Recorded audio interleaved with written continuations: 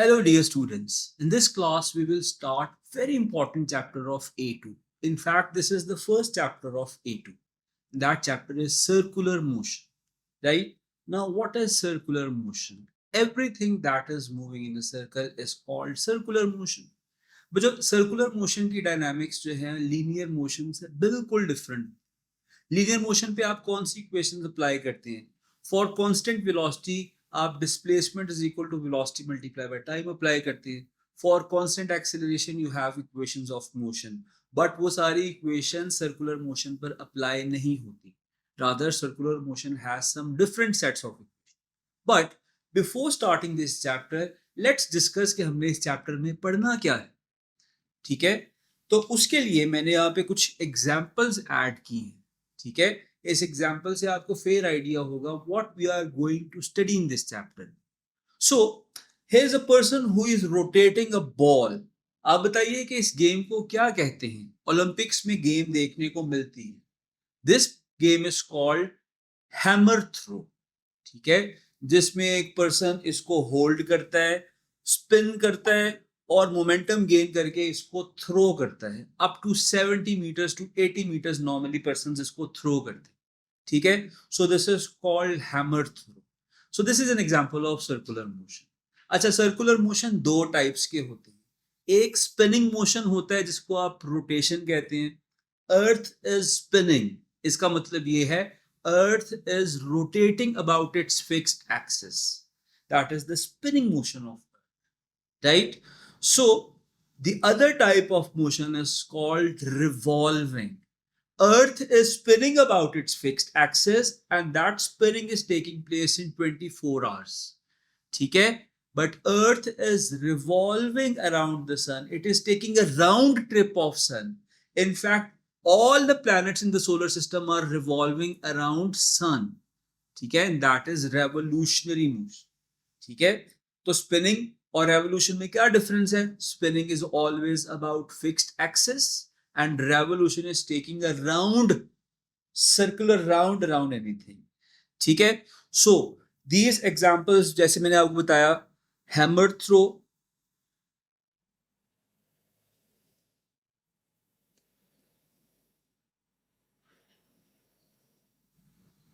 and then you have all the planets of the solar system. So you will write spinning motion of earth या rotation of earth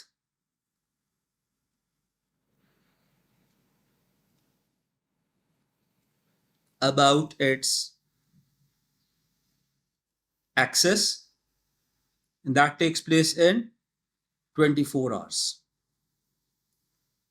And revolution, ठीक है, revolution of planets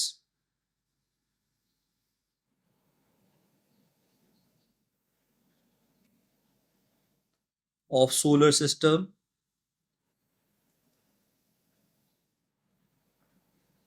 around sun. ठीक है, what are some more examples बच्चों? कुछ और objects भी जो है वो अर्थ को रिवॉल्व करते हैं. For example moon revolves earth, और मैन मेड ऑब्जेक्ट्स भी रिवॉल्व करते हैं, and those are called satellites, right? So we have some more examples. You will see there are some more examples. तो आप लिखेंगे revolution of satellite, revolution of satellite around earth, revolution of satellite around earth. Next you have this atom. Atom किस तरह से related है circular motion? Central entity is nucleus and around the nucleus there are electrons. So electrons revolve around the nucleus. ठीक है, so motion of electrons around nucleus, motion of electrons around nucleus. Next you have a pendulum. So pendulum में आपको दो drawings देखने को मिल रही हैं. First में क्या हो रहा है कि आप पेंडुलम को इस तरह से स्पिन कर रहे हैं और वो ऊपर जा रहा है और नीचे आ रहा है, it is forming a vertical circle. ठीक है, this is referred as vertical pendulum या वर्टिकल सर्कल. ठीक है, नेक्स्ट देखें, देयर इज पेंडुलम जिसको आप इस तरह से थ्रो करते हैं कि it is completing it's circle which is a horizontal circle. और ये कौन सी 3D शेप ट्रेस कर रहा है? जब पेंडुलम इस तरह से मूव करेगा, it will form a conical shape. So this is also called as conical pendulum, right? So you have a pendulum moving in a horizontal circle.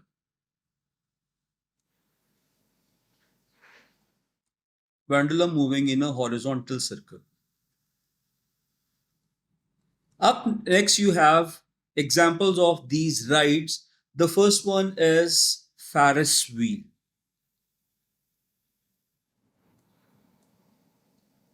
ठीक है, and the next one is merry-go-round.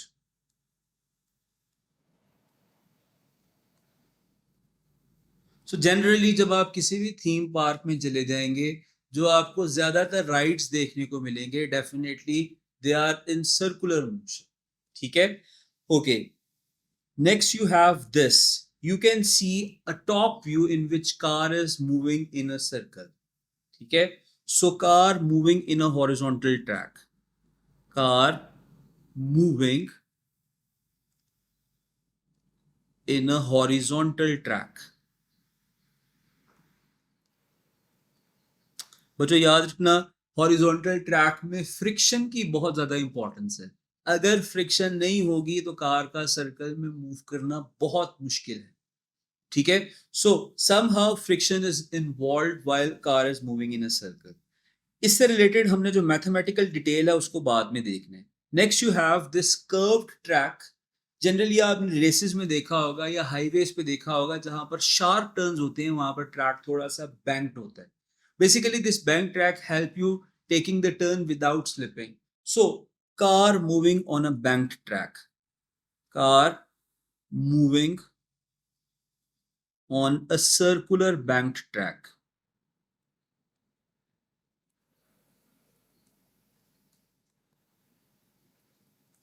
Up next, you have some more examples, and that includes turntable. Now, what is turntable? बच्चों जब भी turn table की बात आएगी, so turn table refers to this, जो आपके कन्वेंशनल रैकेट प्लेयर होता है, that is called turn table. लेकिन टर्न टेबल की और एग्जांपल्स भी हो सकती हैं. For example, you have a picture of a pottery wheel. ठीक है, जब भी पॉटर ने पॉट्स बनाने होते हैं तो वो क्ले को एक व्हील पे सेट करता है और उसको रोटेट किया जाता है. और जब वो व्हील रोटेट होता है तो अपने हैंड से उसको शेप देके एक पॉट बनाता है. That is called pottery wheel. It's a perfect example of turn table. There could be some more examples of turn table including this table, जो कि केक्स की डेकोरेशन के लिए या केक्स के डिस्प्ले के लिए यूज होती है. And then you have this rotating turntable. This is also referred as display table या display turntable.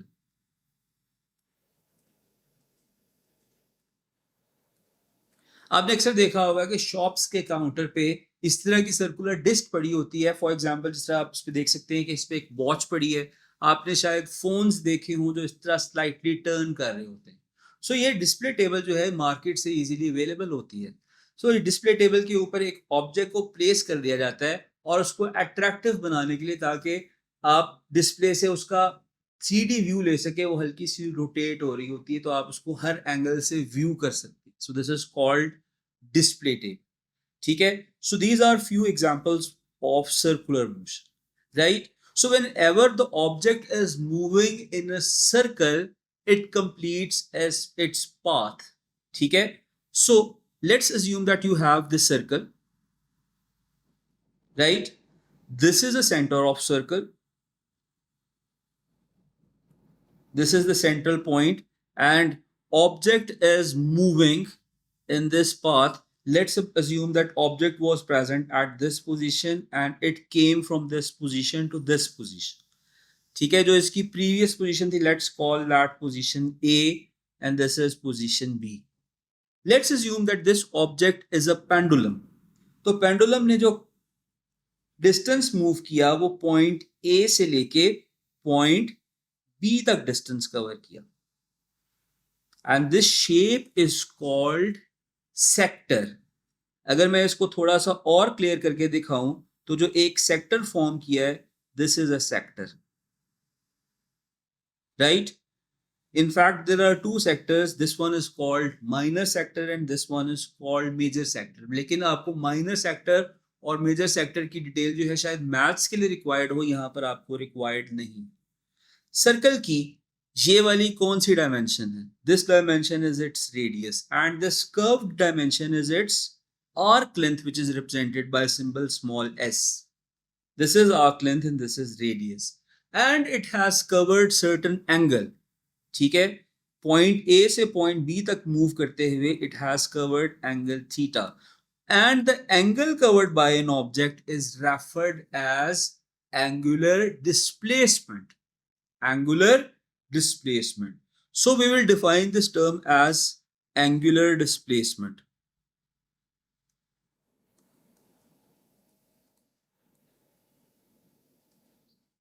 तो जो एंगुलर डिस्प्लेसमेंट कोई इतनी मुश्किल टर्म नहीं है, एक बड़ी आसान सी टर्म है। जो भी सर्कुलर मोशन में मूव करते हुए ऑब्जेक्ट जो एंगल कवर करता है, that angle is referred as angular displacement.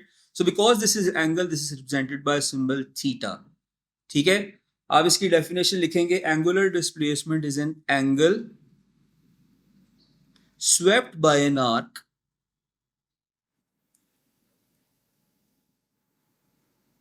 at the center of circle, at the center of circle. So angular displacement is basically an angle. जब object move किया from point A to point B, it has covered angle theta. This angle is referred as angular displacement. The symbol for angular displacement is theta, and it is measured in radians.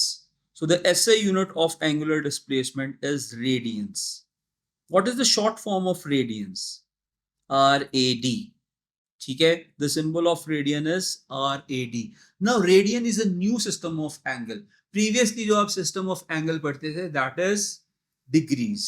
ठीक है, so now you have two types of angles, angle in radians and angle in degrees. तो यहां पर मैं दो type के angle लिख रहा हूं, एंगल इन डिग्रीज और एंगल इन रेडियंस। तो बच्चों आप ये बताइए कि एक ऑब्जेक्ट जब एक सर्कल कंप्लीट करता है, यहां से स्टार्ट किया और यहां से मूव करके इस पॉइंट पे एक सर्कल कंप्लीट किया, तो इसने कितना एंगल कवर किया? For one complete circle you know that angle is 360 degrees. ठीक है, सो एंगल इज 360 डिग्रीज। बच्चों याद रखिएगा, this 360 degrees in terms of radiance is 2 pi radians. ठीक है, अब जरूरी नहीं है कि आप इसको पाई की टर्म्स में लिखें, आप इसको न्यूमेरिकल फॉर्म में भी लिख सकते हैं, which is 2 pi, and 2 pi is equal to 6.28 radians. This is equal to 6.28 radians, right? अच्छा, दोनों साइड्स को 2 से डिवाइड करें, this will be 180 degrees. 180 degrees in radian is pi radians, which is also equal to 3.14 radians. ठीक है, अगर आपने और एंगल्स को देखना है तो आप इसको फर्दर 2 से डिवाइड करें, this will be equal to 90 degrees and this angle is pi by 2 radians. Also 60 degrees is equal to pi by 3 radians. 45 degrees is equal to pi by 4 radians. Similarly, 30 degrees is equal to pi by 6 radians. ठीक है, and what will be the numerical value of pi by 6? That is 0.523. 0.523 radians. ठीक है, याद रखना जो degrees में value है वो 30 है और जो रेडियंस में वैल्यू है वो है 0.523। इसका मतलब है the value in degrees is larger in magnitude and the value in radian is much smaller in magnitude. ठीक है, so how to interconvert the angles? बच्चों जब भी आपने एंगल को रेडियंस में कन्वर्ट करना है तो आप इस चीज को रेफरेंस लेके चल सकते हैं, that 180 degrees is equal to pi radians. ठीक है, अगर इसको रेफरेंस लेके चलेंगे तो फिर आप कोई भी एंगल इन डिग्रीज को आपने फाइंड आउट करना है तो आपके पास एंगल इन रेडियंस आ जाएगा। वो कैसे आएगा? वो क्रॉस मल्टीप्लिकेशन से आएगा, और क्रॉस मल्टीप्लिकेशन से इक्वेशन फॉर्म कर लें, angle in radians is equal to angle in degrees multiplied by pi divided by 180 degrees. ठीक है, so you will take this equation as a reference. आप इस इक्वेशन को एज अ रेफरेंस लेके चलें। तो जब भी आपने एंगल को रेडियन में कन्वर्ट करना है, आप एंगल को यहां पर सब्स्टिट्यूट कर दें, पाई से मल्टीप्लाई कर दें और 180 से डिवाइड कर दें। And what if you want to convert angle from radians back to degrees? तो इसी में से आप एंगल इन डिग्रीज को सब्जेक्ट ऑफ द फॉर्मूला बना लें। मतलब angle in degrees is equal to angle in radians multiplied by 180 degrees divided by pi. So you have both of these equations. ठीक है, let's do some conversions. Let's convert 120 degrees in radians. So angle in radians is equal to 120 angle in degrees multiplied by pi divided by 180. ठीक है, pick up your calculators. 120 multiplied by pi divided by 180, this value is coming out to be 2.3 pi, या numerical value is 2.09 radians. 2.09 radians. ठीक है, अब आप convert करते हैं, आप 70 डिग्रीज को कन्वर्ट करें। 70 degrees in radiance will be 70 multiplied by pi divided by 180. ठीक है, so 70 multiplied by pi divided by 180 is 1.22 radians. 1.22 radians. ठीक है, this is how you interconvert angles. But let's convert angle from radians to degree. तो अगर हमने एक approximate idea लेना है कि 1 रेडियन कितने डिग्रीज होता है, तो उसके लिए आपको क्या करना है, आप करेंगे 1 मल्टीप्लाइड बाय 180, सेकंड वाली इक्वेशन यूज कर रहे हैं, डिवाइडेड बाय पाई। ठीक है, 1 multiplied by 180 divided by pi, this value is coming out to be 57.3। ठीक है, 57.3 डिग्रीज। अच्छा, अब आपने इसका फेयर आइडिया लेना है कि 57.3 डिग्रीज देखने में कितना एंगल होता है, तो हम इसको ड्रॉ करके देख लेते हैं। वो एंगल 1 रेडियन के इक्वल होगा। Once again you have this circle. ठीक है, this is the centre of circle. मैं यहां पे आपके सामने इसका रेडियस ड्रॉ कर रहा हूं with the help of horizontal line. This is the radius, let's call it R. ठीक है, and an angle of 57.3 degrees is somewhere here. ठीक है, as you can see on the ruler, आपको angle देखने को मिल रहा है 57 degrees. ठीक है, so this is an angle of 57 degrees, or you can call this angle exactly equal to 1 radian. ठीक है, what do you call this curve length? This curve length is called arc length. Maths में आप लोग पढ़ते हैं, this curve length is called arc length. चले मैं ही आपको एक्सप्लेन कर देता हूं, what is the formula of arc length. Most of you must know that formula arc length is represented by symbol s and its formula is r theta, where s is arc length, r is radius and theta is angle in radians. You have to be very specific कि जो angle है that must be in radians. ठीक है बच्चों, so whenever the angle is 1 radian, let's find out what will be the value of arc length. When the angle is 1 radian, arc length is, let's find out the value of arc length. So the formula of arc length is s equals r theta.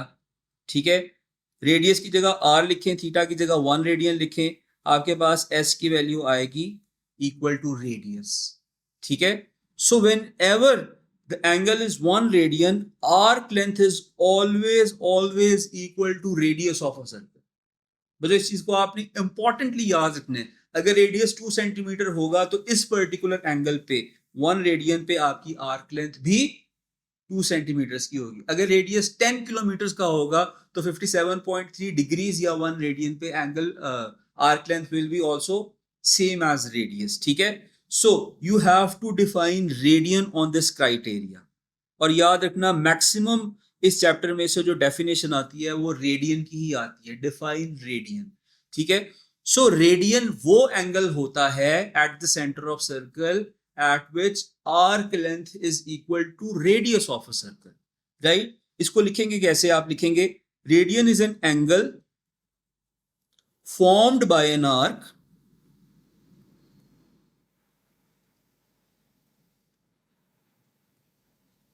angle formed by an arc. कहां पर बना angle? Right at the center of circle. Angle formed by an arc at the center of circle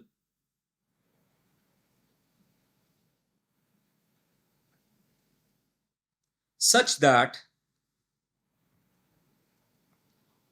arc length is equal to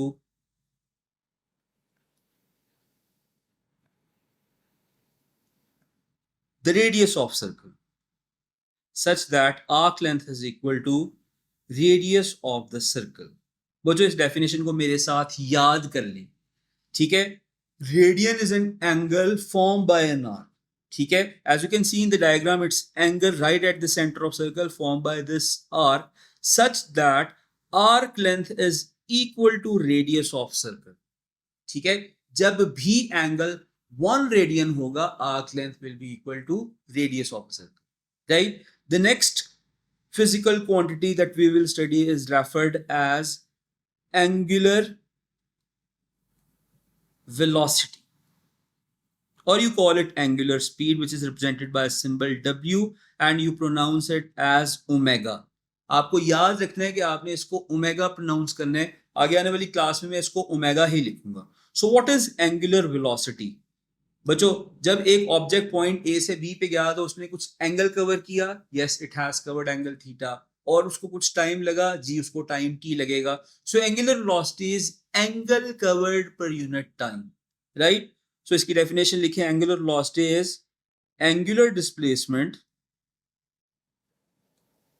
angular velocity is angular displacement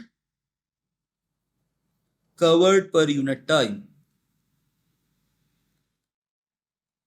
angular displacement covered per unit time. ठीक है. Angular velocity omega is equal to angular displacement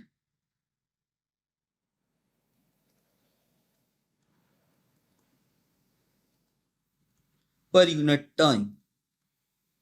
ठीक है. What is the symbol of angular displacement?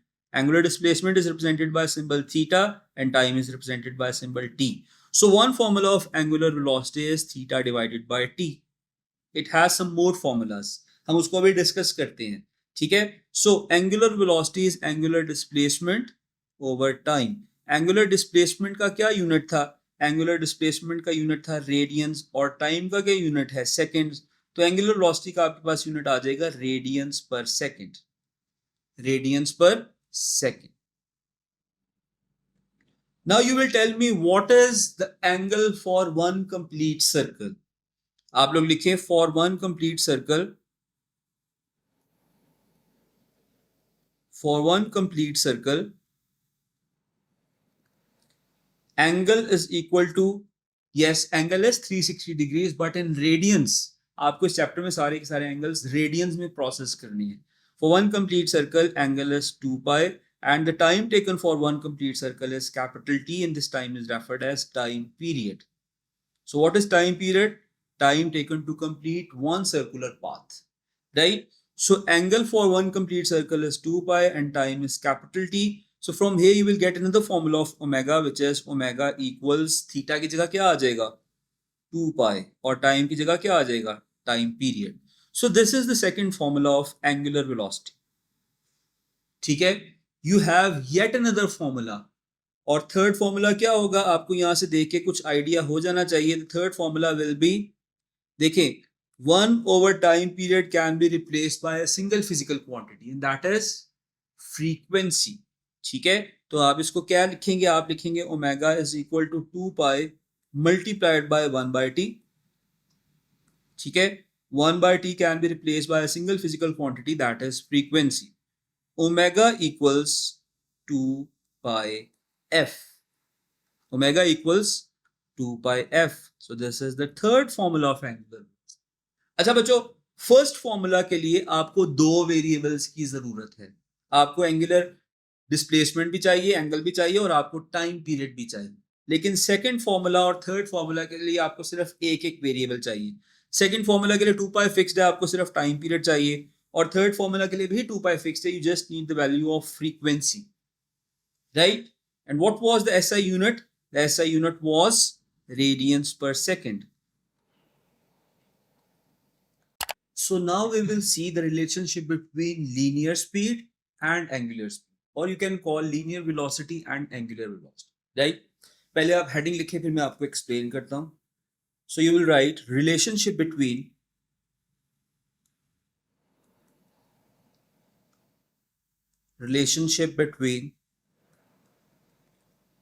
linear velocity. Now the symbol of linear velocity is v, जो हम velocity या speed already पढ़ते आ रहे हैं, ठीक है. And angular velocity. And angular velocity. And angular velocity is represented by symbol omega, right?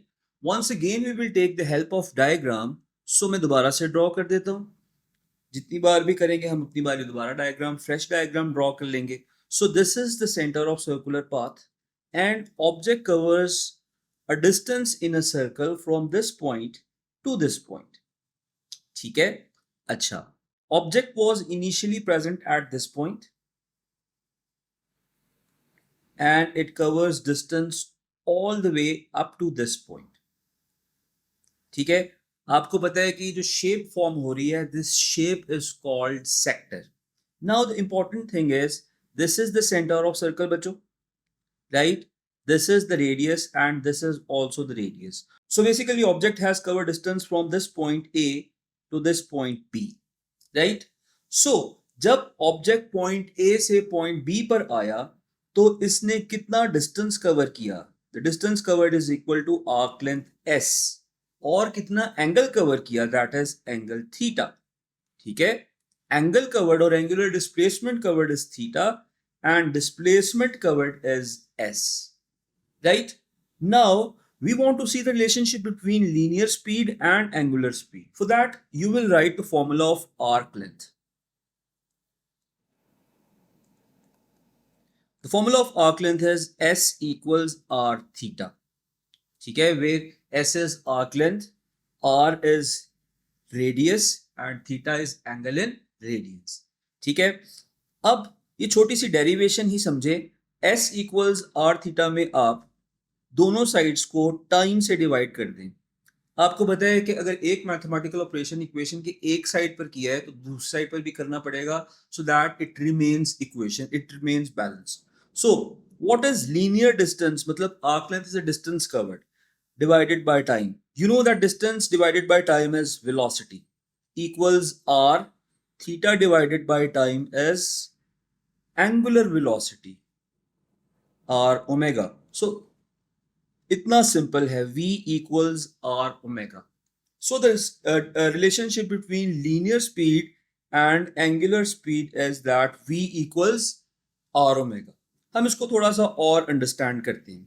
अब एक टर्निंग सिस्टम का, बच्चों याद रखिएगा, टर्निंग सिस्टम का एंगुलर वेलोसिटी सेम होती है, कांस्टेंट होती है. For example you have this shape in front of you. Once again मैं एक सर्कल ड्रॉ कर रहा हूं. ठीक है, मेरे पास एक रोप है जिसको मैंने सेंटर से कनेक्ट किया हुआ. This is the centre of circle and I have this रोप. इस रोप के साथ मैंने दो ग्लास बीड्स अटैच कर दिए हैं. One of the bead is this green bead and the other one of them is this red bead. Now which bead has greater radius? Definitely the radius of red bead is greater than radius of green bead. ठीक है. अच्छा, जब हम इसको turn करना start करेंगे, ये पूरा का पूरा सिस्टम इकट्ठा टर्न होगा, and let's assume that after certain time period they reach at this point. ठीक है. So red bead will be here in the greater radius and green bead will be here at comparatively lesser radius. ठीक है. अब आप मुझे ये बताइए, बड़ी इंपॉर्टेंट बात है, क्या रेड बीड और ग्रीन बीड ने सेम एंगल कवर किया है या डिफरेंट एंगल कवर किया? When they move from this point to this point, they have covered same angular displacement theta in same time. That's why they both have same angular speed. So angular speed of green is same as angular speed of red. बच्चों इस चीज को mind में रखें कि किसी भी turning system की एंगुलर वेलोसिटी हर पॉइंट पर कांस्टेंट होती है, बट द क्वेश्चन इज कि किस बीड की लीनियर स्पीड या लीनियर वेलोसिटी ग्रेटर है. देखें, you know the formula is v equals r omega. अब आपने डिसाइड कर लिया है कि this omega is constant for both the beads, right? So you can see that linear speed is proportional to radius. So which bead has greater radius? Red bead has greater radius than green. So linear velocity of red will be greater than linear velocity of green. अब ऐसा क्यों है बच्चों? जब green Beed यहां से इधर move किया तो इसको एक छोटा डिस्टेंस, छोटी आर्क लेंथ कवर करनी पड़ी, लेकिन रेड के लिए देखें this distance is much much more. ठीक है. सो बेसिकली जो आउटर साइड पर मूव करेगा उसकी लीनियर स्पीड ज्यादा होगी. So you have to memorise this distance. Now we will write the formulas of centripetal acceleration.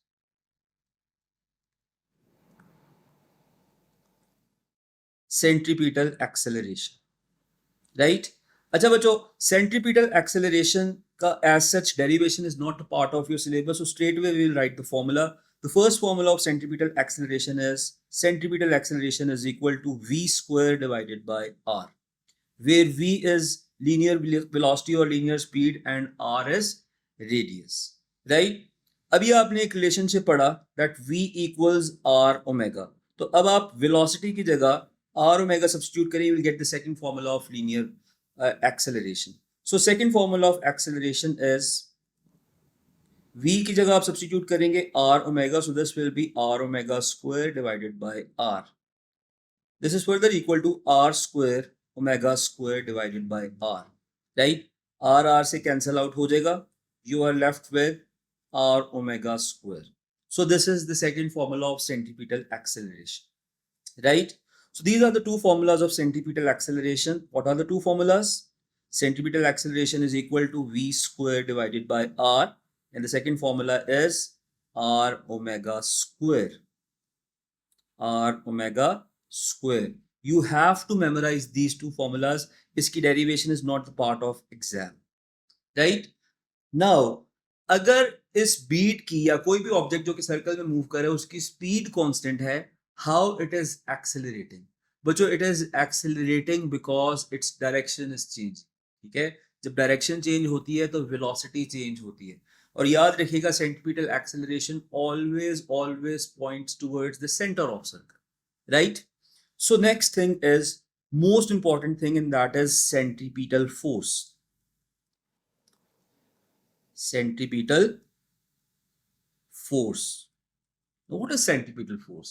बच्चों सेंट्रीपिटल फोर्स वो फोर्स होती है जो कि एक ऑब्जेक्ट को कंपेल करती है so that it moves in a circular path, right? So centripetal force is a resultant force. Centripetal force is a resultant force pointing towards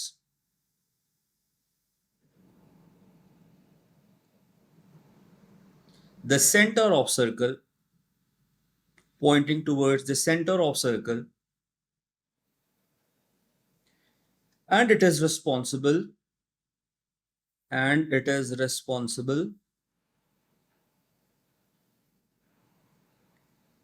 to move an object in a circular path. In a circular path. ठीक है बच्चों, याद रखना ये resultant force होगी, इसका मतलब है it can comprise of more than one force, maybe some forces or 3 or 4 forces are combined to play the role of centripetal force. जैसे जैसे मैं इसके एग्जांपल्स पढ़ेंगे आपको पता चलता जाएगा. मैं आपको एक सिंपल सी एग्जांपल देता हूं. Let's assume that this is road. ठीक है, ये एक हॉरिजॉन्टल सरफेस है, ये एक लेट्स सपोज एक ग्राउंड है, और इसमें यहां पर एक metal pole present. A metal pole is present here. This is a metal pole. A person is standing at this point. ठीक है, और पर्सन को मैंने मेटल पोल के साथ उसकी वेस्ट से टाई कर दिया है यूजिंग एन इनएक्सटेंसिबल रोप. ऐसा रोप जिसके अंदर एक्सटेंशन नहीं है. Now this is rope. Now what will happen when I ask this person to walk along a straight line. जब मैं इसको कहूंगा कि आप लेट्स अज्यूम इस स्ट्रेट लाइन के अलोंग वॉक करो,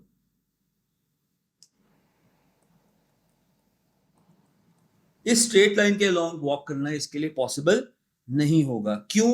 बिकॉज इस रोप में स्ट्रेच तो है नहीं. तो जब ये वॉक करना स्टार्ट करेगा ये ऑटोमेटिकली कंपेल हो जाएगा in a curve path, and this curve path is his circular motion.